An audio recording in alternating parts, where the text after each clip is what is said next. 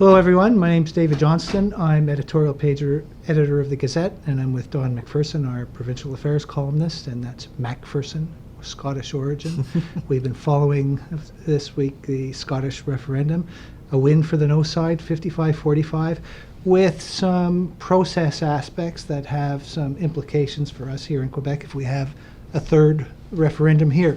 What would be the takeaways, Don, in terms of what we might see talked about in Quebec? Well, certainly the sovereignist side is going to claim a precedent in Scotland with the British government's acceptance of a simple majority, 50% plus one, as a mandate to negotiate independence. However, that precedent is linked to another precedent, which is the clear question. So we have a kind of double precedent linkage between the clear majority, 50% plus one, but that's conditional upon a clear question. The Scottish question was only 6 words long: should Scotland be an independent country?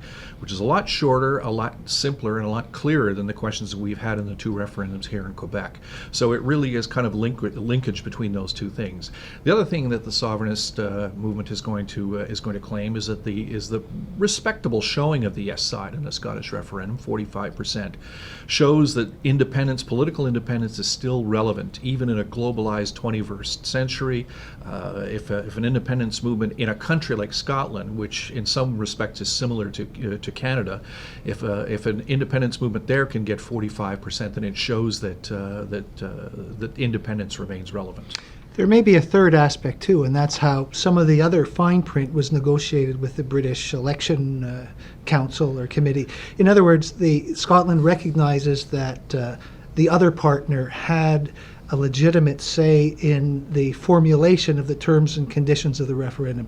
We see that in the Clarity Act, but we haven't seen much talk as to whether this also confers on Quebec a larger obligation to include the federal government in the planning of any future referendum in Quebec. That would be politically difficult. That's also an important aspect of the Scottish referendum, that the two sides reached agreement before the referendum was held on a certain number of things.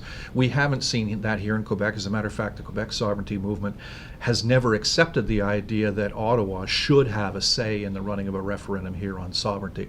So that's another aspect, another new element that the Scottish referendum has introduced into the debate here in Quebec, or at least if we ever get around to having another referendum. Another interesting thing about the Scottish referendum, it was kind of Scotland has been kind of conducting a political science laboratory experiment for Quebec and for the rest of Canada, showing how a referendum, an independence referendum, might be conducted.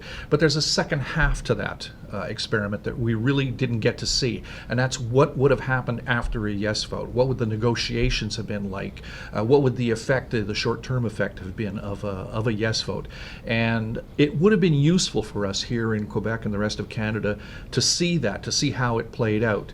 And because of the no vote there, we're not going to get to see that.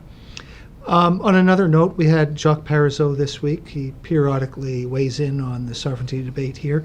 He pre-videotaped a comment on the Quebec sovereignty movement that's going to be played at PQ meeting this weekend.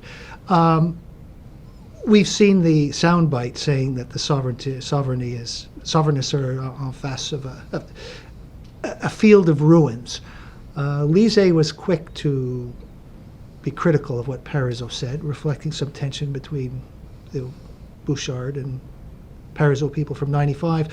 What did you see as significant coming out of that at this time? Well, a couple of things. The first is that Parizeau implicitly criticized Jean-François Lisée and Bernard Drainville for having raised the possibility that the PQ might promise in the next election not to hold a referendum, and Parizeau was quite critical of that. Now, it just so happens that Jean-François Lisée and Bernard Drainville are the two main challengers or rivals to Pierre Karl Péladeau in the Parti Québécois leadership race. So there's a leadership leadership angle there, for one thing. The other thing is that Parizeau himself, his thinking in this video is kind of incoherent.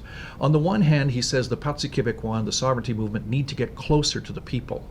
On the other hand, he's saying that the PQ should go ahead in the next election and promise to hold a referendum, ignoring the fact that if the PQ and the sovereignty movement are facing a field of ruins, as he says, it's in large part because of the fact that people voted against the idea of holding a referendum in the last election, last April. So there's an incoherence there in Parizeau's thinking. The other thing is that there's kind of a link between the sovereignty referendum in Scotland and Parizeau's statements this week, because it really both show the extent to which the sovereignty movement is in trouble here in Quebec.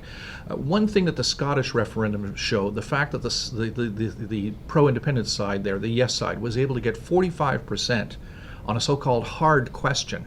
Well, the sovereignty movement here in Quebec is nowhere near that, and as a result of the fact that the sovereignty movement here placed such emphasis and drew such attention to the Scottish referendum, as a result of that, what it really shows is that the sovereignty movement here is not doing nearly as well as the independence movement in Scotland.